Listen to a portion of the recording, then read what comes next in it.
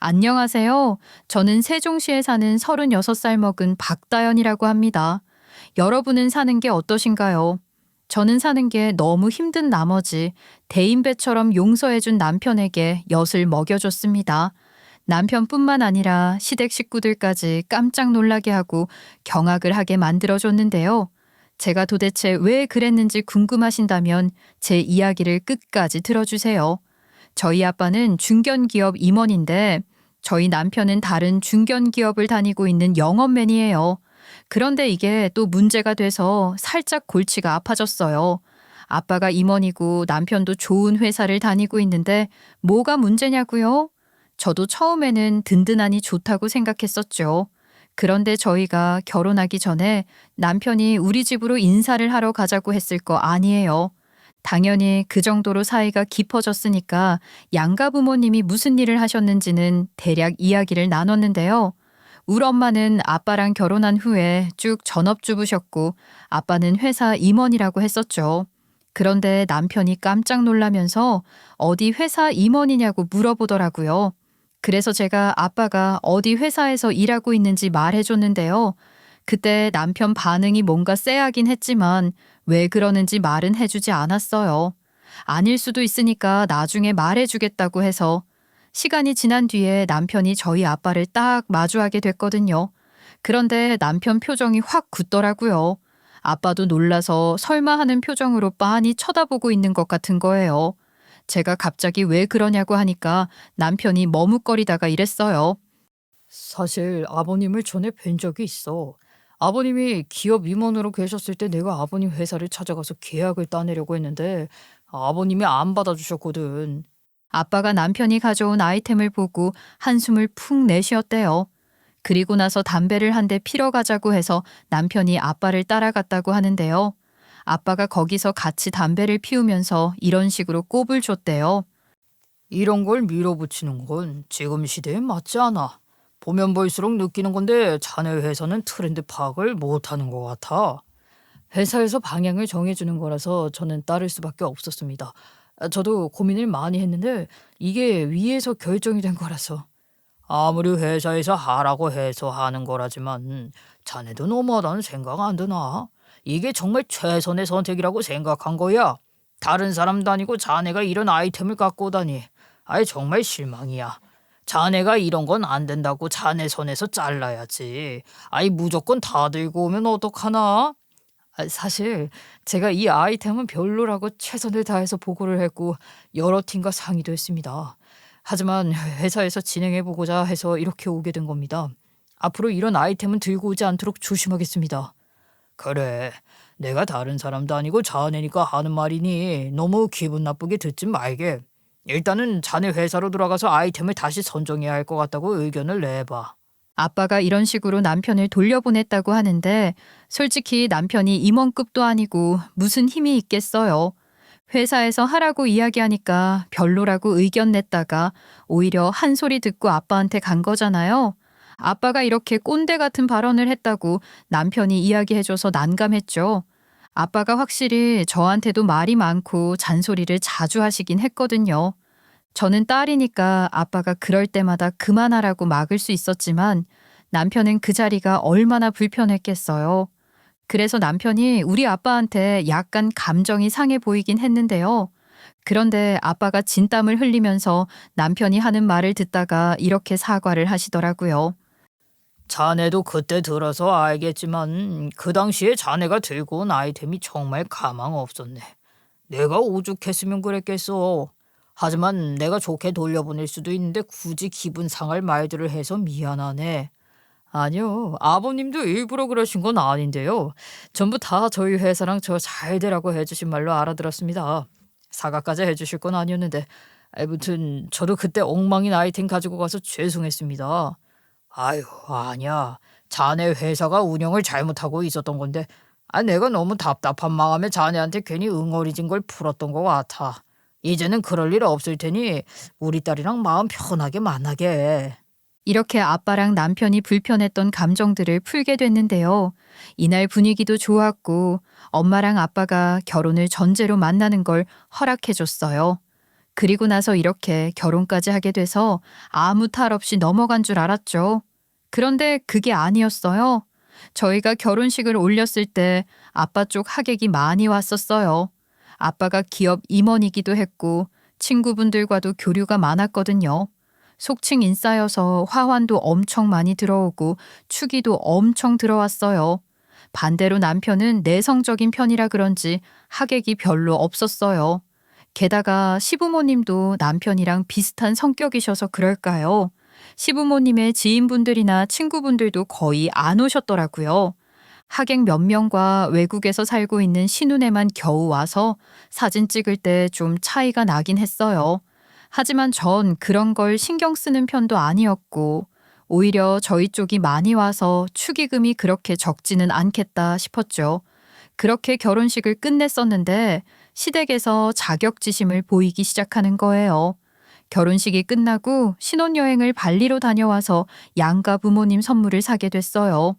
신혼여행 잘 다녀왔다고 말씀도 드리고 선물도 드리려고 시댁에 들렀는데요. 시부모님과 신혼여행지는 어땠는지, 어머님이랑 아버님은 그동안 어떻게 지냈는지 이야기를 나누고 있었어요. 그러다가 결혼식 날 이야기가 나와서 제가 문득 이런 화제를 먼저 꺼내고 말았죠. 결혼식 날 식권 엄청 나갔더라고요. 저희 아빠가 친구들이랑 지인이 많은 건 알고 있었는데 그 정도일 줄은 몰랐어요. 사돈이 회사 임원이라고 하더니 무슨 큰날이었어? 조직원들이 형님 모시듯이 허리 숙여서 90도로 인사하는 손님들이 많더라. 네, 어머님. 농담으로 하시는 말씀이시죠? 저희 아빠 그런 분 아니에요. 도대체 어떤 모습을 보셨길래 그렇게 말씀하시는 거예요? 요즘은 불법 도박이나 불법적인 사업하는 조폭들이 대부분이라 크게 잘못됐을 때 빵 잠깐 다녀오고 마는 경우가 많다고 하더라. 그리고 출소한 다음에는 사업하는 사람인 척해서 티가 하나도 안 난대. 그래서 내가 혹시나 하는 마음에 물어본 거야. 어머님, 갑자기 왜 그러세요? 저희 아빠가 그런 일을 한다고 들은 것도 아닌데 뜬금없이 이런 말을 하는 게 좀 이상해서요. 아우, 난 그냥 하는 말인데 왜 찔리니? 왜 이렇게 예민하게 듣는 거니? 결혼식이 워낙 번잡해서 그렇게 말한 건데 아우, 나 참 어이가 없어서. 그러면 우리 아들이 무시당하는 걸 계속 봐야 한다는 거냐? 어머님, 그건 또 무슨 말씀이세요? 누가 저희 남편을 무시했다고 그러세요? 설마 제가 무시했다는 거예요? 여보, 나 없는 사이에 무슨 일 있었어? 예, 그거를 왜 우리 아들한테 물어보니? 내가 말 안 하려고 했는데 네가 먼저 결혼식 이야기 꺼낸 김에 내가 전부 다 말하련다. 결혼식장에서 사람들이 집안 수준 차이가 많이 난다고 하더라. 사돈 측은 직업도 그럴듯한 사람들도 많이 오고 축의금도 많이 냈는데 우리는 아닌 것 같대. 여보, 신혼여행 잘 다녀온 애들한테 왜 그래? 얘네들이 집안 비교한 것도 아니고 잘못한 거 하나도 없구먼. 괜히 화풀이 하지 말어. 시부께서 이렇게 나오니까 어머님이 아무 말도 못 하시는 거예요. 갑자기 방으로 확 들어가 버려서 아버님이 저한테 은밀하게 이런 귓속말을 하시더라고요. 아무래도 안 사람이 많이 속상했나 보다. 원래 저런 사람이 아닌데 결혼식 자리 끝난 이후로 계속 저 얘기를 하더라고. 며느라, 너는 신경 쓰지 말아라. 어차피 나중에 미안해져서 너 은근히 챙겨주고 눈치 보고 그럴 거다. 그래서 저희가 그냥 문 밖에서 어머님께 먼저 가보겠다고 하고 시댁을 빠져나왔는데요. 아버님 말대로 시어머니께서 저절로 마음을 푸셨으면 좋겠다고 생각하고 있었거든요. 그런데 시모랑 계속 부딪히게 되는 거예요. 그 이유는 바로 제 친정이 남편 집안보다 잘난 것도 모자라 남편의 고모님의 마음까지 사로잡았기 때문이었어요. 남편의 고모님께서 재력이 있으셔서 시모가 항상 잘 보이고 싶어 하셨거든요. 그런데 고모님이 깐깐하대요. 전 남편한테서 그렇게 들었어서 마음의 준비를 하고 있었죠. 근데 막상 만나 뵈니까 한없이 깐깐하지는 않으시더라고요. 제가 다른 어르신들한테 하듯이 예의 바르고 깍듯하게 대하니까 고모님이 엄청 좋아하셨어요. 게다가 골프까지 칠 줄 안다고 하니까 저를 마음에 들어 하셨고요. 이 뒤로도 고모님이 저를 데리고 다니면서 골프를 쳤었는데요. 그렇게 깐깐한 고모님과 친하게 지내니 그것도 자격지심을 보인 거예요. 고모님이랑 골프를 치러 약속한 날 시어머니께서 저희 집에 오셨더라고요. 제가 나갈 채비를 하고 있으니까 어머님이 어디 가냐고 물어보셨어요. 고모님이랑 같이 골프를 치러 간다니까 시모가 이러는 거 있죠? 너는 결혼한 애가 우리 아들은 안 챙겨주고 맨날 놀러 다니니? 아무리 주말이라도 그렇지 유부녀가 이렇게 밖으로 써돌아다니는 게 말이 된다고 생각해? 아유, 어머님, 밥은 이미 해놨고요. 밥을 안 해놨다고 하더라도 남편이 알아서 차려 먹을 수 있잖아요. 저희는 맞벌이 부부고 남편도 놀러 다니는데 왜 그러세요? 너 말 대꾸 좀 하지 말아라. 응? 아들이랑 너랑 갔니? 너 골프 치러 가는 건 맞긴 한 거냐? 내가 그렇게 온갖 정성을 다해도 꿈쩍도 안 하던 형님이 네 말이면 끔뻑 죽으니까 의심이 드네. 아, 그럼 제가 골프 치러 안 가고 이상한 데 간다는 소리세요? 저요, 그런 짓 한 번도 한 적 없어요. 어머님, 저번에도 조폭이니 뭐니 이런 소리 하시던데 뜬금없는 상상 좀 하지 마세요. 심증이 있어서 그래, 심증이. 나도 형님한테 골프 치러 가자고 한 적 있었거든.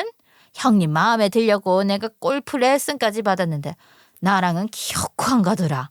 근데 며느리 너랑 간다고 하길래 의심스럽더라고. 아이, 고모님께 말해서 안 가면 되죠. 어머님이 전 그러시면 전화해서 사정이 생겨서 안 간다고 할게요. 지금 제가 고모님이랑 연락하고 친하게 지내니까 이러시는 거잖아요. 예, 너 전화해서 내 이야기만 해봐. 형님한테 이간질하는 순간 바로 내가 따지러 올 줄 알아. 정은아, 이것이 형님한테 이르면 바로 나한테 말해라. 시모가 이러면서 저희 집 현관문을 쿵 소리 나게 열고는 쾅 소리 나게 닫고 가더라고요. 그때 남편이 지친 표정으로 저한테 당신이 잘하면 엄마가 안 저럴 거라는 책임 전가를 하는 거예요. 저도 이날 성질이 나서 나만 잘하면 해결되는 문제라는 식으로 말하지 말라고 뭐라 했는데요. 그러다가 저도 결혼을 하고 나서 몇 년 뒤에 저희 아빠가 임원직을 그만두고 스타트업 창업을 시작하게 되신 거예요. 저희한테 전부터 말한 계획이라서 그닥 놀랍지만은 않았어요. 아빠가 늘 말했던 대로 핀테크라는 개인 재정 관리 앱을 만드셨더라고요. 그리고 그걸로 아빠가 스타트업 박람회까지 다녀오셨다고 들었거든요. 그런데 아빠한테 전화가 와서 받아보니까 갑자기 저희 집 앞 편의점이라며 잠깐 나오라는 거예요. 그래서 얼른 나가봤더니 아빠가 편의점 앞 테이블에 앉아 캔맥주를 드시고 계시더라고요. 분명히 박람회에 간다고 들떠 있었던 때랑 다르게 아빠 표정이 너무 기운 없어 보였어요. 여기까지 와서 술을 다 마시고 웬일이냐고 물어보니까 아빠가 이러는 거예요. 박람회에서 박서방을 봤어. 내가 중견기업, 대기업 부스를 돌아다니면서 아이템을 설명하고 투자를 받으려고 엄청 애를 썼거든. 그런데 그 박람회에 박서방네 회사가 있길래 들어가 봤더니 박서방이 자문단 막내로 참가를 하고 있었어. 저는 이때까지만 해도 박람회 자리에서 남편을 만난 거면 좋은 거 아닌가? 뭐가 문제지? 싶었어요. 그런데 그 자리에서 남편이 아빠한테 이런 반응을 보였다는 거예요. 아, 정말 이걸로 회사를 운영하시려고요? 계급장 다 떼고 장인어른이랑 사위관계로 좀 말해보게요. 장인어른이 말한 아이템 너무 별론데요? 시장성도 없고 경쟁력도 없는 것 같아요. 예전에 저한테 무슨 이런 아이템을 다 가져왔냐고 뭐라 하실 때는 언제고. 아이고, 너무 현실 감각이 없으신 거 아니에요? 자네가 나 생각해서 솔직하게 말해주는 건 고마운데 아유, 이런 식으로 이야기해주는 건 좀 아닌 것 같네. 지금은 우리가 공적인 자리에서 만나기도 했으니 그 말을 조심하는 게. 아니, 요즘 스타트업 시장이 얼마나 치열한데 이런 걸로 뭘 해보겠다고요. 괜히 시간 낭비, 돈 낭비하지 마세요. 지금 장인어른이 하려는 건 그냥 자기 만족 그 이상도 이하도 아니라고요. 투자자들이 왜 이런 데 돈을 쓰겠어요? 제가 사위니까 솔직하게 말씀드리는 거예요. 저도 장인어른이 이렇게 헛수고하는 거 보고 싶지 않아서 그래요. 아빠 생각으론 남편이 냉정하게 판단을 하는 게 아니라 사적인 감정이 실려 있었던 것 같았대요. 그래서 그대로 돌아와서 다른 기업 부스로 가서 대화를 나눴다고 하는데 그 자리에서는 좋은 아이템 같다고 했다는 거예요. 한마디로 남편이 일부러 아빠한테 그랬다는 거죠. 이런 식으로 아빠의 푸념을 몇 번 더 들어주다가 술에 취한 아빠를 택시 태워서 보냈는데요. 하필이면 그날 남편이 주말 출장을 간 날이었거든요. 아빠가 그런 취급을 당했다는 게 화가 나서 남편한테 전화를 걸었어요. 전화를 안 받아서 문자로 뭐라 했더니 남편 놈이 답장은 안 보내고 시무한테 일렀나 봐요. 곧바로 시무한테 전화가 와서 받아보니 시댁으로 오라고 하더라고요. 그래서 시댁으로 갔더니 시어머니께서 저를 보자마자 이러시는 거예요. 아들한테 다 들었다. 우리 아들이 사돈어른한테 직언을 날렸는데 그걸 충고로 못 들었다며? 너한테 쪼르르 가서 일렀다고 하더라. 어머님, 저희 아빠가 얼마나 서운하면 그랬겠어요. 남편이 옛날 일 때문에 그런 거래요? 아빠는 진짜로 남편 생각해서 한 말이었고 최근에는 사과까지 하셨잖아요. 도대체 왜 그런데요? 우리 아들도 진심으로 사돈 생각해서 한 말이래. 요즘 사돈어른이 좀 힘드신가 봐. 우리 아들이 충고를 해줬으면 수용을 해야지. 마음에 여유가 없나 보다. 아니면 뭐 아랫사람이 뭐라 하는 걸 못 듣는 성격이신가? 그것도 아니면 우리 아들이 그런 말 하니까 우습대. 마음에 여유가 없는 건 남편이랑 어머님이죠. 남편이 계속 옛날 일 꺼내서 자격지심 드러내는 거나 어머님이 2년 전에 한 결혼식 이야기하는 거나 똑같다고요. 얘 좀 봐. 뭐가 어쩌고 어째? 사돈이야말로 자격지심이 생겨서 너한테 별말을 당한 거 아니니? 우리 아들이 그러는데 사돈이 박람회에서 구걸하고 있다고 하더라. 아이고 그러게 왜 차에 다니던 회사를 그만둬가지고 이렇게 자존심 상할 일을 만드니? 이게 보자 하니까 내가 저번에는 네 편 들어줬지만 더 이상은 못 그러겠다. 사돈이 우라들한테 그러는 건 괜찮고 우라들이 사돈한테 조언하는 건 안 되냐? 난 네 속내도 모르고 며느리 너한테 이해해달라고 속삭이고 앉아 있었네. 시부가 이러면서 시모랑 같이 저보고 나가라는 거예요. 시부모 태도가 어찌나 어이가 없던지 그래서 제가 시댁문을 박차고 나왔었는데요. 남편이 출장을 다녀온 뒤로 이런 일이 있었다고 이야기하면 그래도 들어주는 신용이라도 해줄 줄 알았거든요. 그런데 남편 반응이 시큰둥하더라고요. 심지어 남편이 저한테 이런 막말을 퍼붓기도 했어요. 그래? 엄마가 또 그 얘기했어. 근데 솔직히 장인어른 요즘 하시는 거 보면 진짜 한심하지 않아? 뭐? 우리 아빠가 왜 한심해? 당신 도대체 아빠한테 무슨 말을 하는 거야? 아빠가 얼마나 노력하고 계신데 그런 식으로 얘기하면 안 되지. 아니, 노력은 누가 못하냐. 노력한다고 다 되는 것도 아니잖아. 시대가 어느 때인데 자기 혼자 열심히 한다고 성공할 수 있나? 당신이 지금 아빠 상황도 모르면서 그런 소리를 하는 거잖아. 우리 아빠하고 당신 장인어른인데 어떻게 무시하는 게 이게 말이 된다고 생각해? 아니, 누가 무시를 했다는 거야? 나는 현실을 말하는 거지. 시장성도 없는데 꿈 같은 소리나 하고 있으니까 그렇지. 장인어른은 이럴 거면 왜 다니던 회사를 그만두고 나오신 거야? 정말 이해가 안 된다니까. 설마 당신 그 말 나 없는 자리에서 막 하고 다닌 거야? 시댁 식구들이랑도 했던 거지. 어떻게 처가 뒷담을 그렇게 할 수가 있어? 뭐가 어때서 우리 엄마도 장인어른이 하는 짓거리가 답답하시대. 뭐 하나 제대로 되는 것도 없으면서 나선다고 하더라. 괜히 나중에 수습 못할 일이 생기면 책임은 누가 질 건데. 나중에 우리한테 돈 빌려달라고 하고 도와달라고 하면 어쩌려고. 당신 나중에 후회할 말 하지 마. 지금 당신 선 넘었어. 당장 나한테 사과하라고. 제가 이러는데도 남편 놈이 절 무시하고 가버리는 거예요. 그래서 남편을 붙들고 뭐라 하려고 했는데 우리 애가 빤히 쳐다보길래 머릿속이 차갑게 식어버렸죠. 어차피 제가 날뛰어봤자 남편 놈이 사과 안 할 게 뻔한데 힘 빼지 말자고 생각했어요.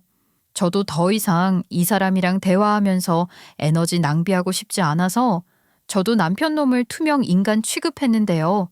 그 와중에 정말 최악인 게 아빠한테 전화가 와서 받아봤거든요. 아빠가 한참을 망설이시다가 넌지시 이런 부탁을 하시더라고요.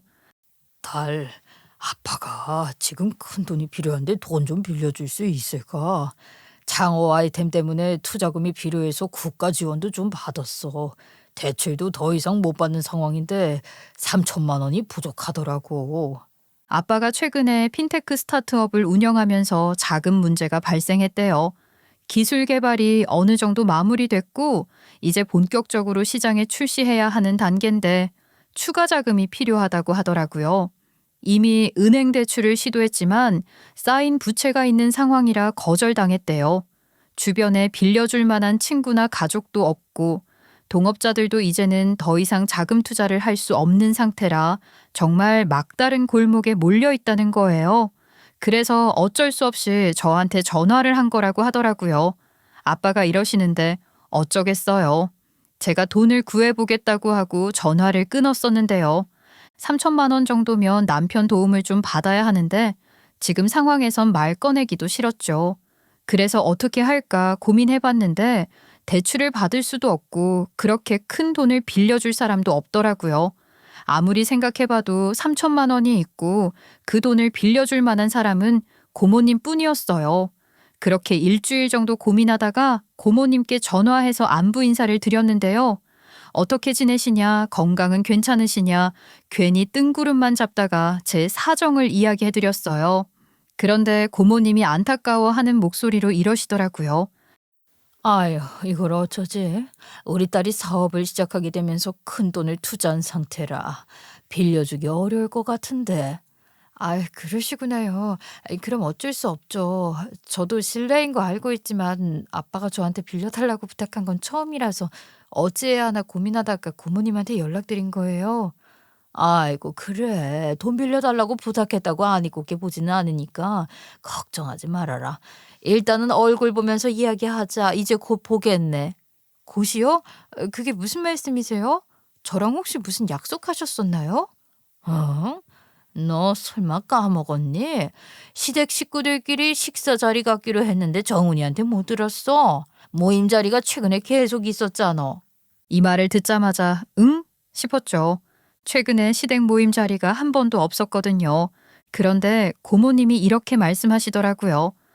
두세 번 모임 자리를 가질 때마다 맨날 정훈이 혼자 오더라고. 다현이 너를 계속 찾았었는데 정훈이가 항상 네가 바빠서 못 오는 거라고 하던데.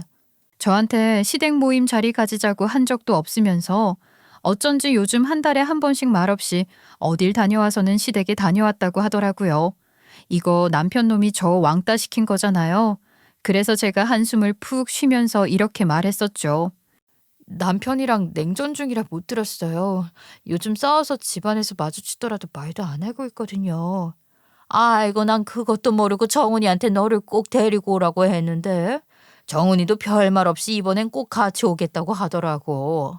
그 말을 듣고 기가 막힌 생각 하나가 딱 떠올랐죠. 이런 이유로 제가 고모님께 시댁 모임 자리에 꼭 가서 시댁 식구들이 모를 만한 이야기를 해드리겠다고 했어요. 고모님이 무진장 궁금해하시면서 토요일 날 보자고 하시더라고요. 남편 놈이 진짜로 시댁 모임 자리를 가자고 할까 싶었거든요. 남편이 퇴근하자마자 저한테 와서는 시댁 모임 자리를 가자고 하는 거예요.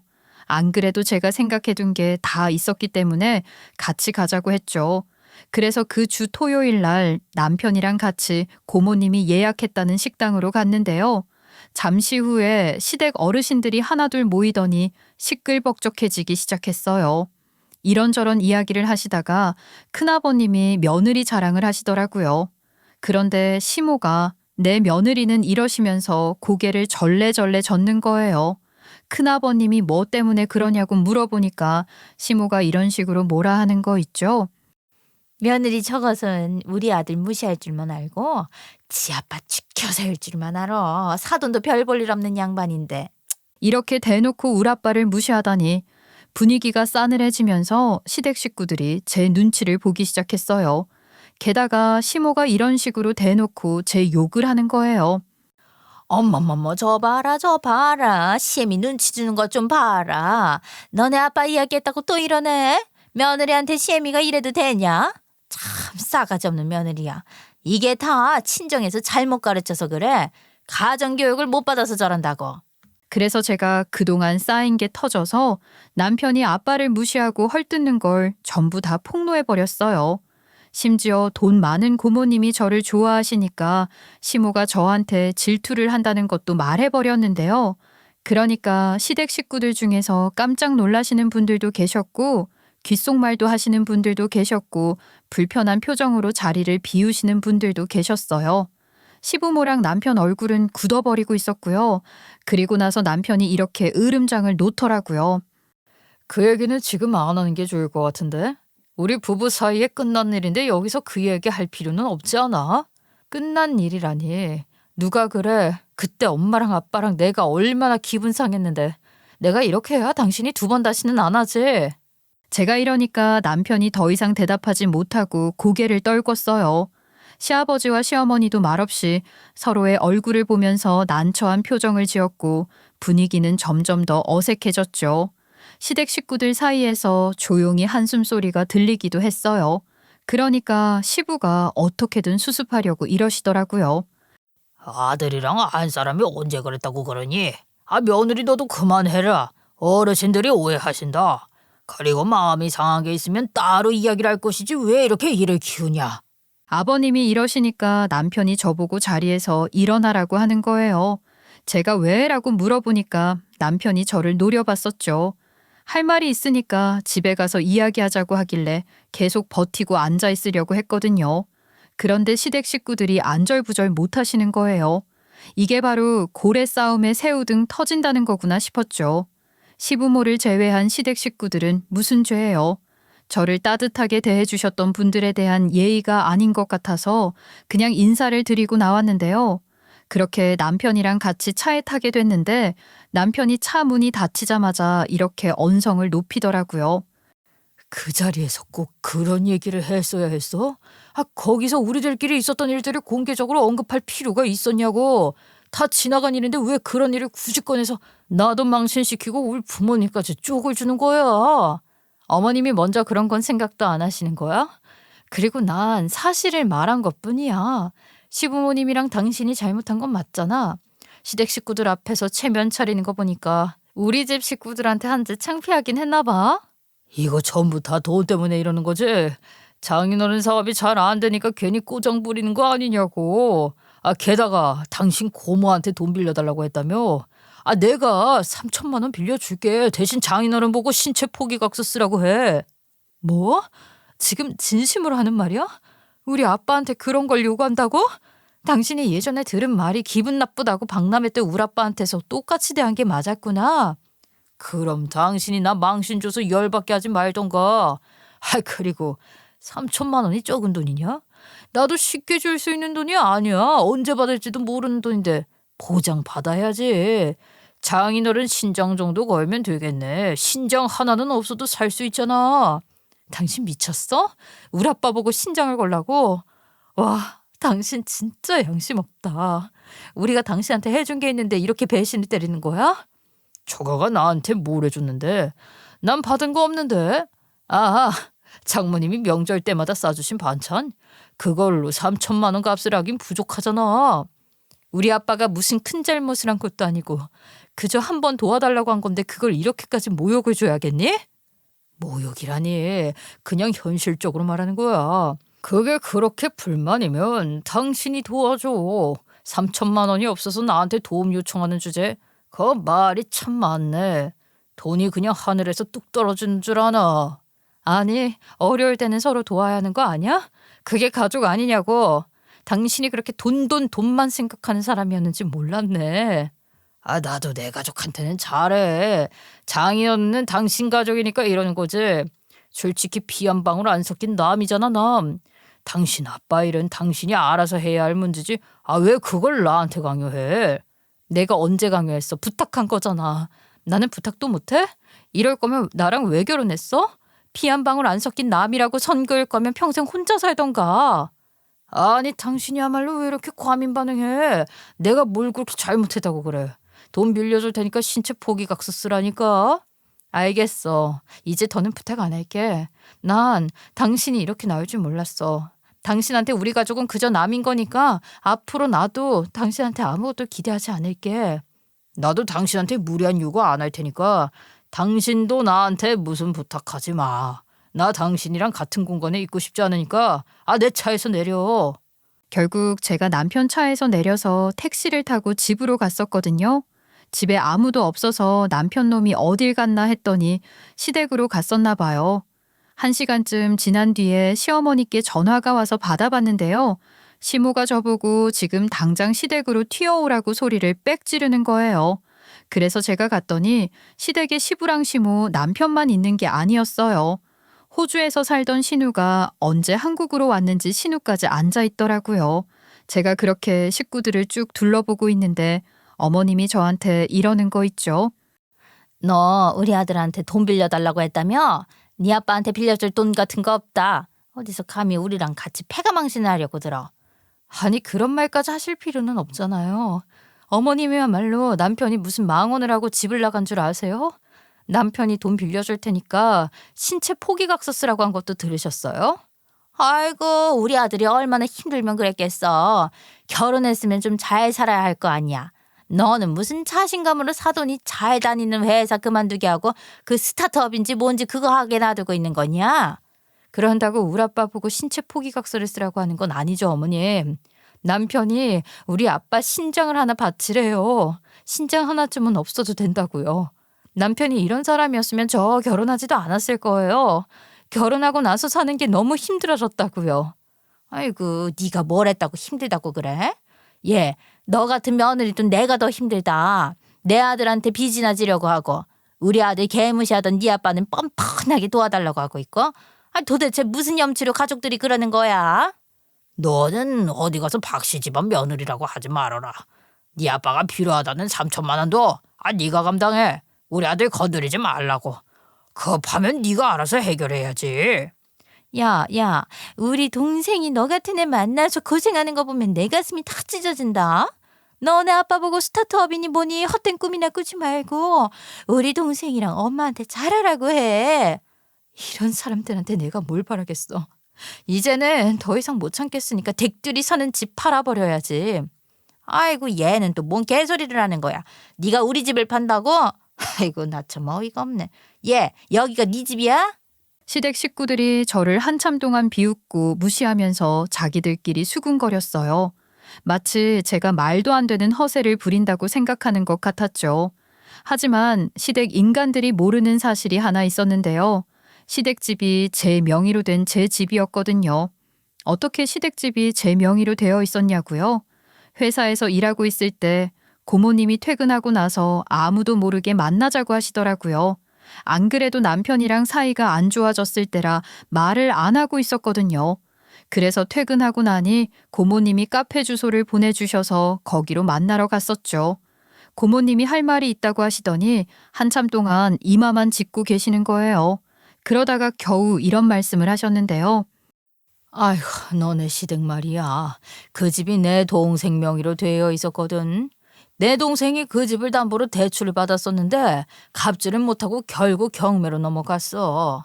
고모님한테 동생이면 시부라는 말이잖아요. 어쩌다 경매에 넘어간 거냐고 물어보니까 고모님 입에서 충격적인 말들이 쏟아져 나오더라고요. 시모가 쇼핑 중독이었고 시부 몰래 빚을 많이 지고 있었다는 거예요. 카드론, 현금 서비스 그리고 대부업까지. 심지어 시 외할머니 카드론, 현금 서비스까지 이용했다고 하더라고요. 시모가 돈 관리를 했어서 가능한 일이었죠. 그동안 시모가 뭘 살 때마다 시부한테 전부 다 선물 받은 거라고 했대요. 시모가 부업으로 치매 노인 돌봐주는 일을 했었는데 거기 사모님이 준 거라고 했다는 거예요. 그런데 알고 봤더니 그 옷들이 다 산 옷들이었던 거죠. 시부가 나중에 살펴보니 백화점에 몇 개 들어와 있지도 않은 메이커 옷들만 있었대요. 시부가 이 일을 알게 된 것은 시 외할머니, 그러니까 시모의 엄마가 말씀해 주셔서 알았다는 거예요. 시모가 시 외할머니 카드를 자주 썼지만 시부는 한 번도 쓴 적이 없다고 하는데요. 시 외할머니 카드는 명의만 시 외할머니 카드지 핸드폰 번호는 시모 걸로 되어 있었대요. 시모가 평소에 시 외할머니 주민번호도 외우고 있어서 시모가 시 외할머니 인양 통화도 했었다고 하더라고요. 암튼 시 외할머니 카드값에 카드론이 터지고 나서 시 외할머니가 알게 돼서 이 카드값이랑 카드론을 어떻게 처리할 건지 시부한테 연락이 왔다는 거죠. 문제는 생각보다 금액이 엄청 컸대요. 그래서 시 외할머니께서 시모한테 미친년이니 뭐니 생난리를 치셨다고 하더라고요. 이 전화를 받고 나서 시부가 시모한테 이게 어떻게 된 거냐고 따졌다고 하는데요. 그런데 시모가 변명이랍시고 하는 말이 이랬었대요. 아유 조금씩 쓰고 돌려막고 하다 보니까 돈이 눈덩이처럼 불어나서 어쩔 수 없었어. 이미 상황 파악했을 때는 너무 무서웠다고. 제정신이 아니었다고. 이제 당신이랑 엄마한테 말하려고 했는데 엄마가 먼저 알아버린 거야. 그런데 그 와중에 시모가 빚을 수습하려고 집을 담보로 대출을 받았었대요. 시부 명의로 되어 있는 집인데 어떻게 몰래 대출을 받을 수 있냐고 물어봤거든요. 서류 동의만 받으면 이 금융권에서 대출을 받을 수 있대요. 이런 이유로 시부가 경매 통지를 받게 된 거죠. 그래서 고모님이 싸게 경매로 나온 시댁집을 사신 후에 계속 시댁 식구들이 살게끔 해주셨대요. 그런데 시댁 식구들은 가족이 집주인이니 월세를 안 내고 버텼다고 하더라고요. 3년째 월세가 밀리자 고모가 저한테 연락해서 상의를 한 거죠. 주변 식구들 중에 그나마 돈이 있는 집안이 우리 집인 걸 알아서 그랬대요. 지금은 아빠가 스타트업을 시작하셔서 여유가 좀 없어졌지만 고모님이 이 사실을 말씀해 주셨을 때는 금전적으로 부족하지 않았으니까요. 그래서 제가 고모님으로부터 그 집을 사들인 거예요. 시댁 식구들이 알면 또 뭐라고 하고 고모 입장도 난처해지니까 시부모님께는 이 사실을 비밀로 했죠. 이런 이유로 시댁집이 제 명의가 된 거고 그 사실을 아빠랑 고모님 빼고는 아무도 몰랐어요. 그래서 제가 고모님께 전화해서 남편을 포함한 시댁 식구들이 제게 한 짓을 사실대로 말씀드렸는데요. 고모님이 차분히 제 이야기를 듣더니 이런 반응을 보이시더라고요. 나는 월세를 무려 3년이나 안 낼 때부터 그것들 인성이 그럴 줄 알았다. 그래도 나는 가족이니까 도와주려고 애쓴 건데 아이고 걔네들 원래 그런 애들이야. 이그 뻔뻔스러운 것들. 그래서 이제 뭘 어떻게 하려고? 그 집 팔아버리려고요. 어차피 제 명의인데 뭐가 문제겠어요. 이참에 그 집에서 쫓아내고 그동안 쌓인 걸 풀어버려야죠. 그래 네 마음대로 해라. 그게 그것들 팔자겠지. 나도 솔직히 이제 그놈들 상대하는 거 질렸어. 아이 뭔 난리인지 계속해서 끊임없이 돈 문제로 나한테도 전화해야 되고. 아이고 너도 스트레스 많이 받았지? 네, 솔직히 한계예요 고모님. 아무리 참으려고 해도 남편이라는 사람도 내 편은 안 들어주고 어머님은 뭐 이미 도가 지나쳤고 이제는 아버님이랑 형님까지 저한테 뭐라 하니까 저도 이제는 제대로 한번 보여줘야겠어요. 그래 너는 충분히 그럴 자격이 있다. 나도 더 이상 말리고 싶지 않어. 네가 마음 먹고 산 거니까 이제 네가 마음대로 해라. 그래서 제가 시댁으로 가서 퇴거 명령을 내렸어요. 도대체 어떻게 했냐고요? 제가 지금부터 설명드릴 테니 사이다 먹을 준비하세요.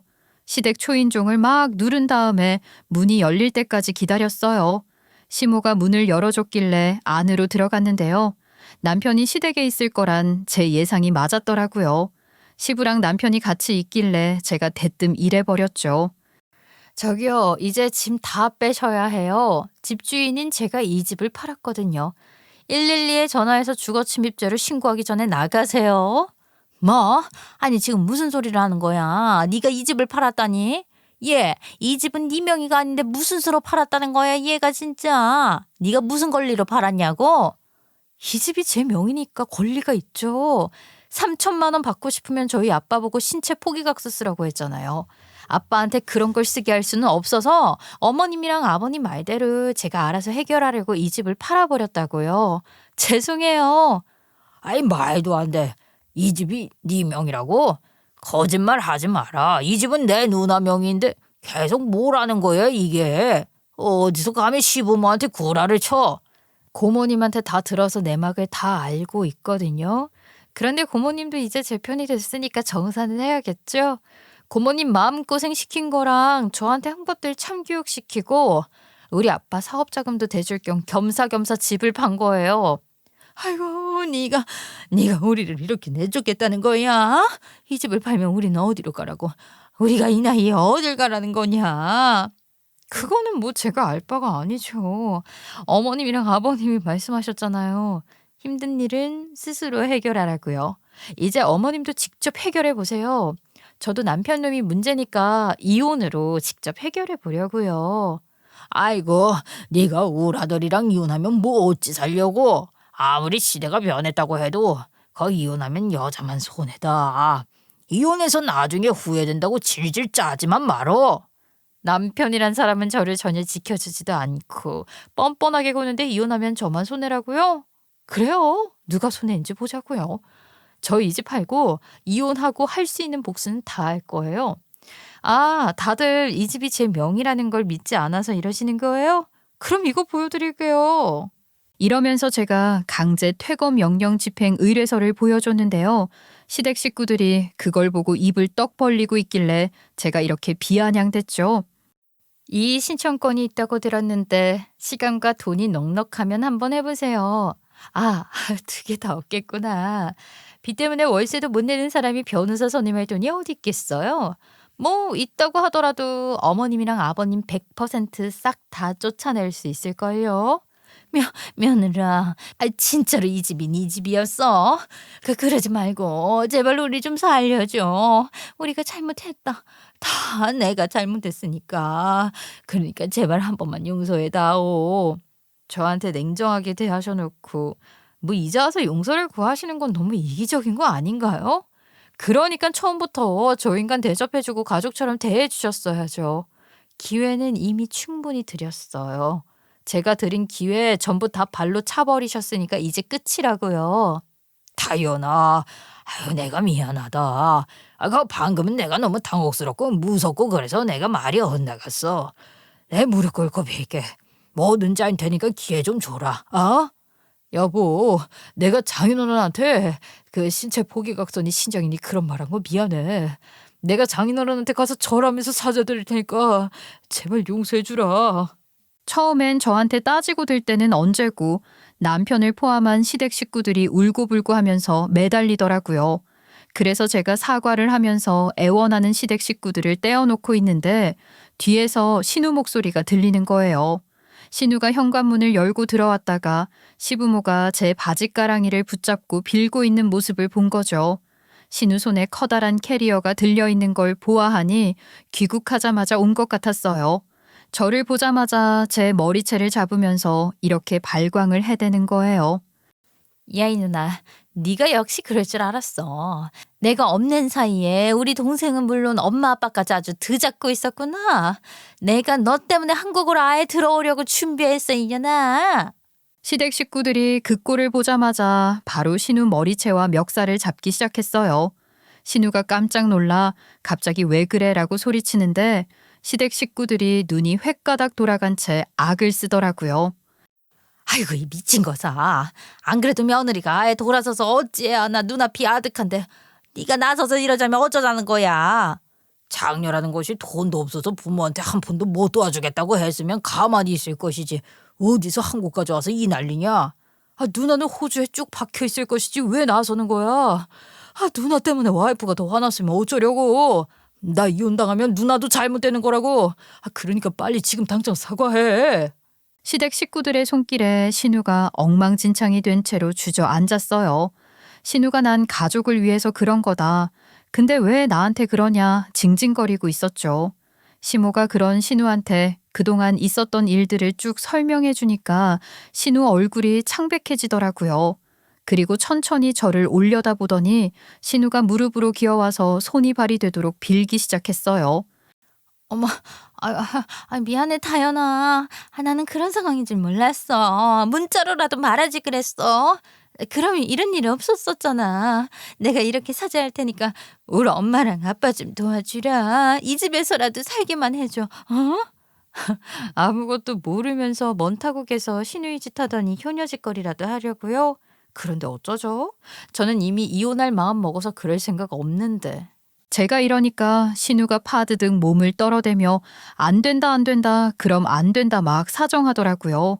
그래서 제가 신우 팔을 밀어내고 저를 붙잡는 시부모도 쳐낸 다음에 경찰에 신고를 했어요. 이 집은 제 명의로 되어 있는데 집주인이 나가라고 해도 안 나간다고 하니까 경찰이 바로 왔죠. 이 사람들 주거 침입죄로 신고할 거라고 하니 결국 시댁 식구들을 쫓아낼 수 있었어요. 시댁 식구들은 집에서 쫓겨난 후 삶이 아예 무너진 것 같더라고요. 결국 시부모도 이혼하게 된 건데요. 시모는 대출을 받을 때 시부의 대리인을 사칭해서 근저당계약서와 대출계약서를 작성하고 대출을 받았기 때문에 사문서 위조죄, 위조 사문서 행사죄, 사기죄 등으로 형사처벌을 받았대요. 은행 대출금 부분에 있어 시부는 면책되었지만 시모는 대출금을 갚아야 했죠. 그렇게 참교육하고 나왔으면서 시부모랑 연락이라도 했던 거냐고요? 아니요. 남편이 이혼하지 말자고 빌면서 전부 다 이야기해줬거든요. 당연히 남편과의 이혼 소송도 순조롭게 진행되고 있었어요. 그런데 남편이 저한테 전화해서는 이런 식으로 어떻게든 설득하려고 하더라고요. 여보, 우리가 지금 투룸에서 살고 있거든. 그런데 누나까지 같이 살게 됐단 말이야. 원래부터 남편이랑 사이가 안 좋았나 봐. 누나가 이혼하게 됐다고 하면서 한국으로 왔는데 우리 집에서 얹혀 살고 있잖아. 투룸에서 3명이서 살고 있는 게 이게 말이나 된다고 생각해? 그래서 뭐 어쩌라고 열심히 후회하고 평생 개고생하다가 눈 감기 직전까지 나한테 미안해하고 죄스럽게 생각해. 아유, 여보 왜 그래? 진짜로 나랑 냉정하게 끝내려고. 나 이제 고모 도움도 받을 수 없단 말이야. 고모도 우리 집이랑 인연을 완전히 끊고 고모 딸이 있는 미국으로 떠나버렸어. 나보고 다시는 연락하지 말래 고모가. 사실 저도 고모님께 들어서 알고 있었거든요. 고모님께서도 시댁과의 갈등에서 벗어나 홀가분하게 새로운 삶을 시작하실 수 있게 되어 저 역시 안심이 되었죠. 그래서 제가 남편 보고 이혼 절차 밟고 있어서 곧 남이 될 사람한테 말하지 말라고 하고 전화를 끊었는데요. 법원에서도 남편의 과거 행적들과 시댁의 문제를 인정해줘서 이혼 소송은 저에게 유리하게 흘러갔어요. 시댁 식구들이 저한테 한 지시 전화나 문자로 다 남아 있었기 때문에 증거는 충분했는데요. 그래서 재산 분할을 받은 다음에 위자료도 잘 받아낼 수 있었어요. 그 와중에 저희 아빠는 제가 돈을 더 보태드려서 사업을 재개하셨는데요.